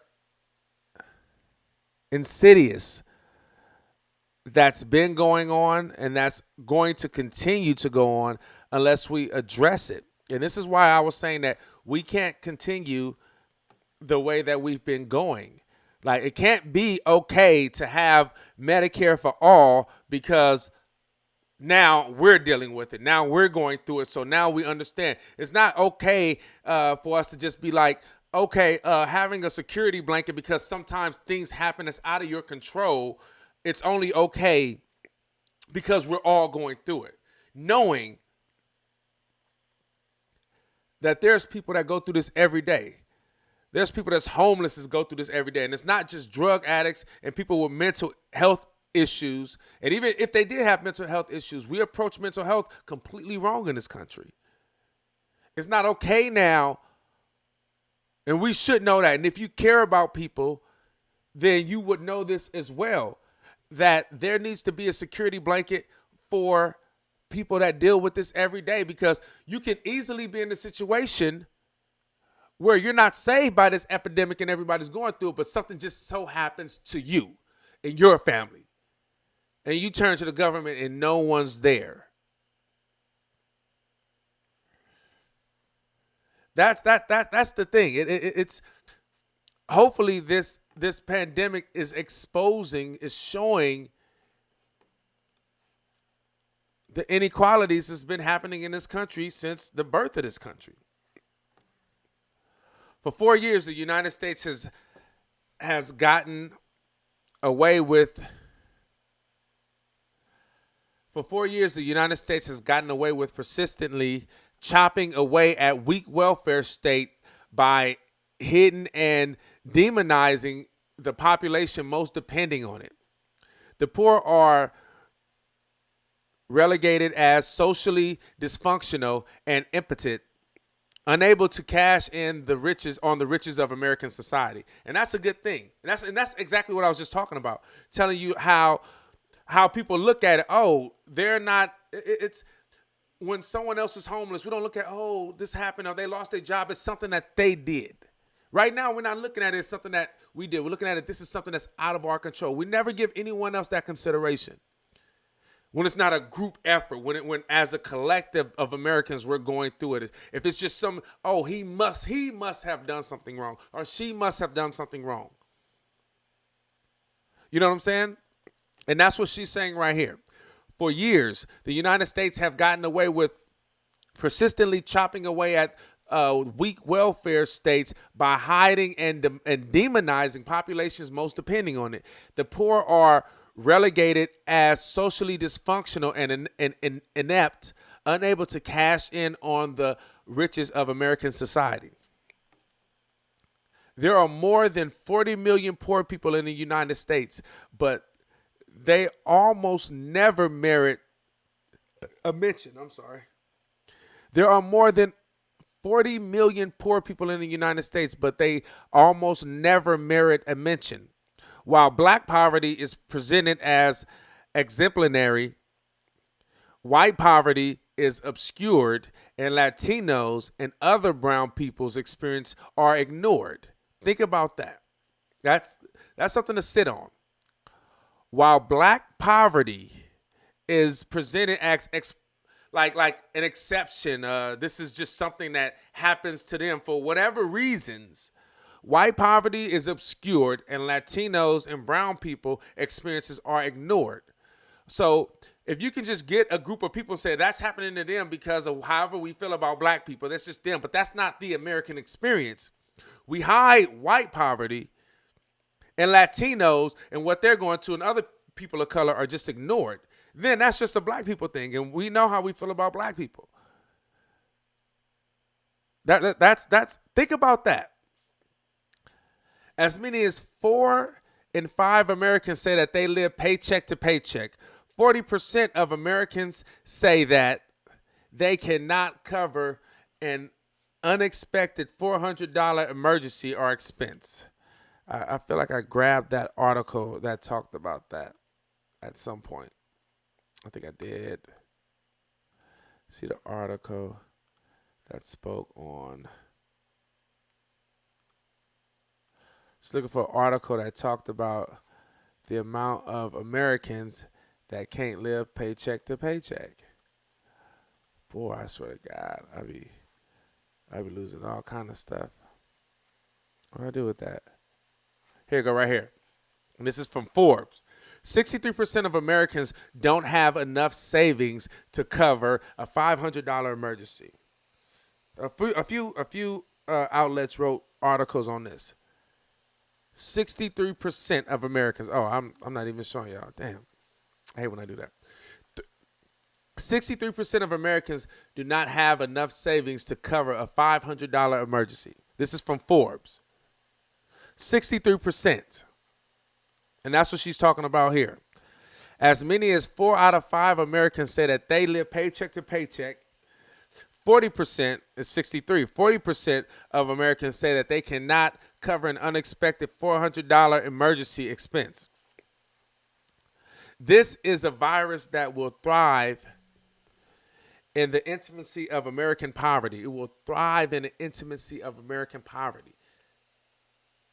Lack of health care, underinsured, uninsured people that so used to not having insurance, they just don't go to the doctor and just feel like they can ride it out, quote unquote, ride it out, because they don't want to go bankrupt, or they never had insurance and just be like, I don't know what to do. They don't even know that they can go to the emergency room and the emergency room can't deny them because they never had insurance before.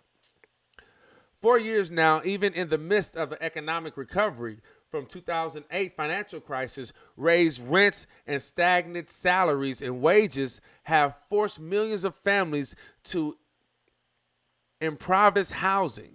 Nearly 4 million households live in overcrowded homes.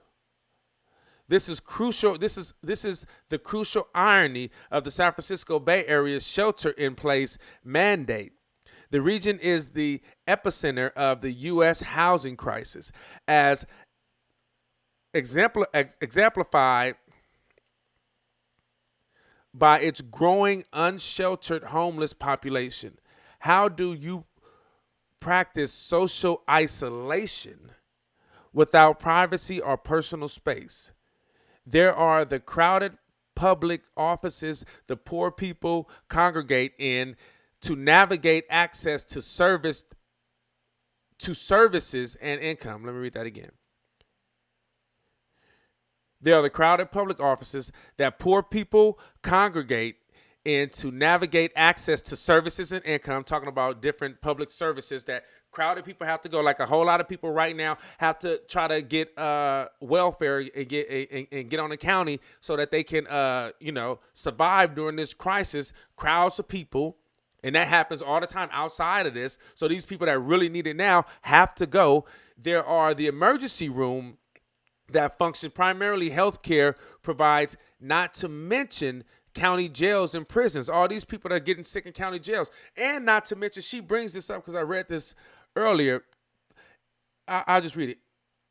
Economic inequality is exacerbated by racial injustice, both held in places by the threadbare social safety net. Black and brown populations are particularly vulnerable in infections because poverty is a funk of underlying conditions such as diabetes, hypertension, pulmonary disease, and heart disease that make it more likely that the virus will be deadly. They are also more vulnerable because greater rates of poverty and underemployment have hindered access to health care. In Milwaukee, the most segregated city in the United States, where black unemployment is 4 times the rate of white unemployment, the majority of diagnosed coronavirus cases are middle-aged black men. And as anyone who have ever had to wonder how they will make their rent payment knows, the stress of economic uncertainty is corrosive, eating into the capability of your immune system. But the danger of contracting the coronavirus will hardly be the problem of poor people and working class alone. Those who, because of poverty and insecurity, are most vulnerable to infection also have disproportionate contact with the broader public through low-wage retail, service, and work. And this is the part that I wanted to talk about. Consider the plight of the home healthcare worker. Millions of such workers attend a largely elderly and homebound population for mere hourly wages and often without health insurance. So let me read that again. Millions of such workers attend a largely elderly, homebound population of mere hourly wages and often without health care insurance. In 2018, home health care workers, 87% of whom are women and 60% of whom are black or Latino, made an average of about $11.50 per hour. These workers are ensued of our society.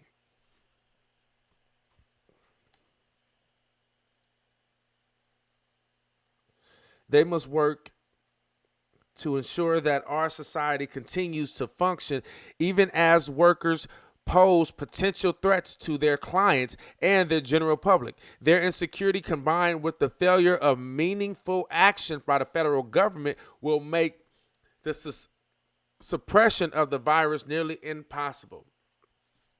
So you guys can read the rest. I really encourage you to read this by the New Yorker. It's called Reality Has Endorsed Bernie Sanders.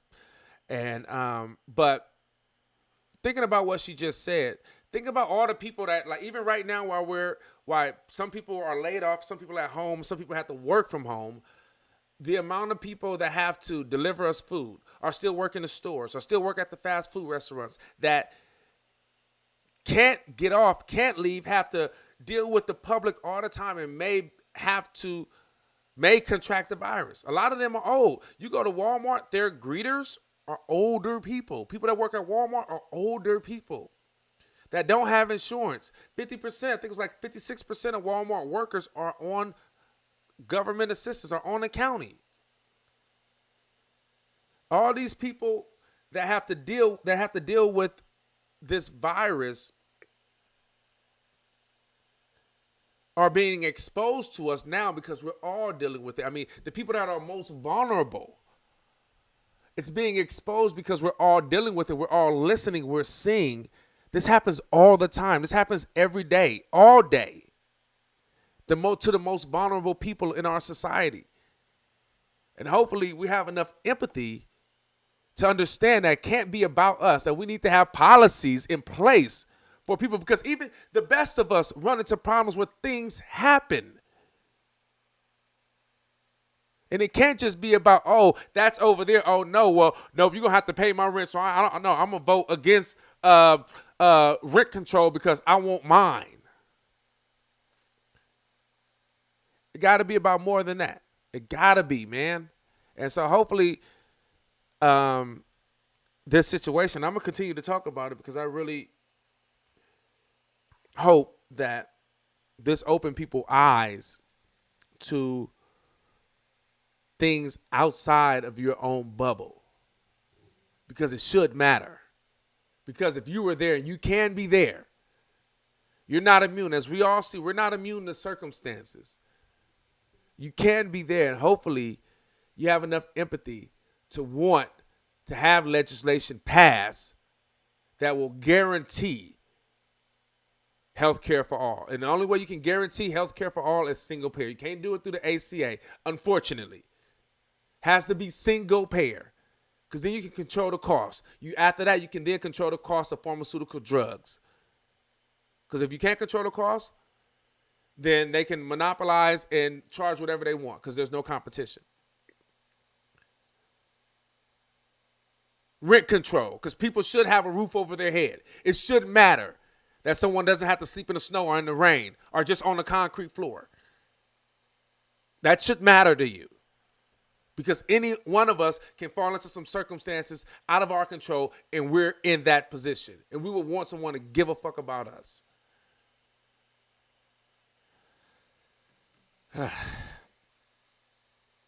That being said, Biden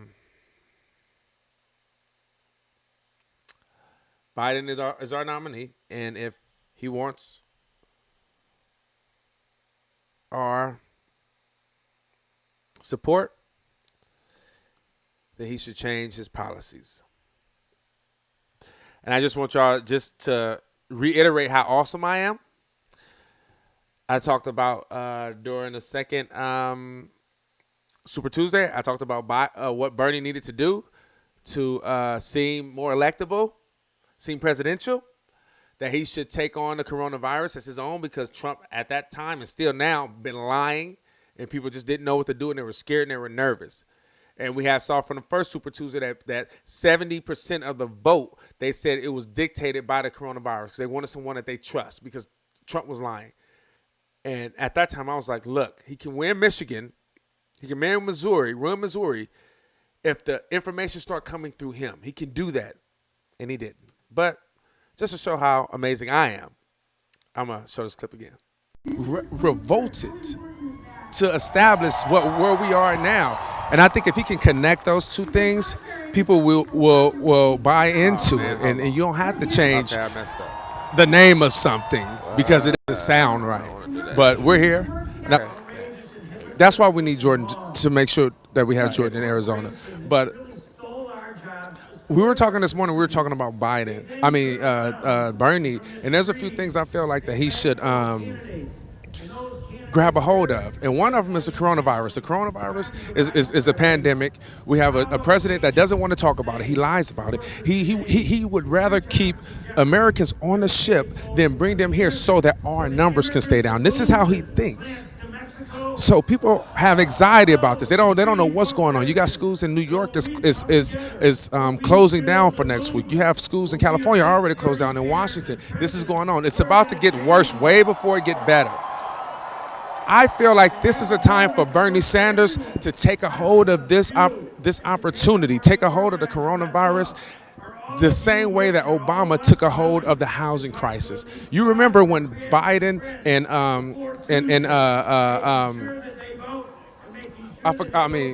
Obama and who did Obama run against? McCain. When Obama and McCain had to stop their campaign to go back to the Senate to talk about the housing crisis, the next debate, Obama came back with a whole graph in a way that we're going to approach this. And he looked presidential. This is a great opportunity for Biden to take a hold of this coronavirus, to allow all the information to come through him, to allow all the updates to come through him, to grab a hold of this and show that he's presidential, show that he's election. Take a hold of this, since people do not, it's a consensus. People think the president is lying and they don't trust him and they don't know what's going to happen. They're fearful right now. This is a perfect opportunity for Bernie to take a hold of this crisis and take it as his own and have all the information come from him, all the updates come from him through his campaign. Show that, like, take ownership of this crisis, and I guarantee the people that have been listening or haven't been listening to the corporate media demonize you and red scare you will see, oh, he knows what he's doing. He's on top of it. He's acting presidential right now. I think this is a perfect opportunity for him to do that. And also, I think we were talking about just the fact that if Bernie Sanders would marry more the history of this country with his platform. He talks about a revolution, and I think he should lean into it more. Marry the revolution that's going on now with the history of this country, with the Revolutionary War, with the Civil War, with the New Deal, with civil rights. Like, all those were revolutions that brought us to where we are, that allowed us to push forward. It's always been a revolution. So if he could marry the history of this country with the campaign and say, no, this is who we are. This is who we are. This revolution, yes, it's a revolution because America is a revolution. You know what I'm saying? The colonizers revolted to establish where we are now. And I think if he can connect those two things, people will buy into it. And you don't have to change the name of something because it doesn't sound right. But we're here. That's all I wanted to say. And don't forget, support Status Quo. Go to Status Quo. What's happening? What's happening? All right, we about to sign out. I just want y'all to say what's up. Say, hey, twin. It's all right. Say sign up. Say follow us. Like us. Hit the subscribe page. I just woke him up, y'all. Hit the subscribe page. Tell a friend about us. And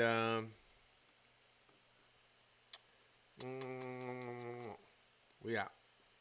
You like that last video?